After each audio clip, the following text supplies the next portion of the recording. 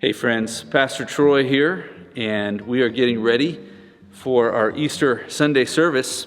But this year things are going to be a little different, actually a lot different than they've ever been before, because here in Niceville and in our church and across our country, the churches are going to be empty.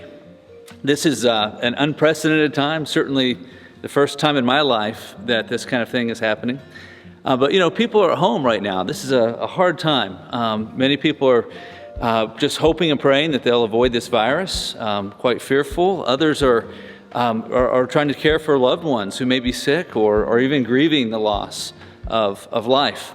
I know a number of people are really concerned about the economic impact this is going to have on their families. But whether we're at home or able to all gather together, the truth is there is great hope and there is great joy, and that is that Jesus Christ rose from the dead. And that is what we're celebrating this Sunday. The resurrection of Jesus from the dead, not just a sentimental idea, but the historical reality of his resurrection changes everything.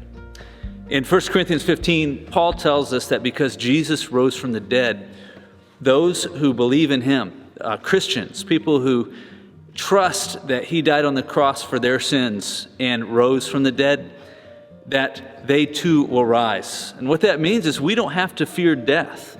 Paul writes that we too will be given new bodies, resurrection bodies, in a perfect new heavens and new earth with no more death and no more viruses and no more suffering, where we are truly living as we were created to live, in harmony with each other, in worship of God, and frankly, in an amazing discovery and productivity and worship. And I look forward to that day. So this hope and this promise we have of Christ's resurrection and our resurrection changes everything about how we live today. Our sermon text this coming Sunday is from Romans chapter 8, verse 5 through 11.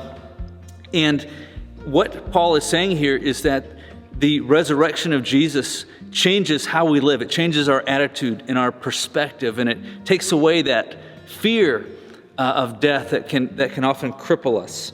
In verse 11, he says, "If the spirit of him who raised Jesus from the dead dwells in you, he who raised Christ Jesus from the dead will also give life to your mortal bodies through his spirit who dwells in you." So we were raised to walk in newness of life. As Jesus hung on the cross, there was another couple men hanging on crosses being executed for their crimes by the Roman authorities.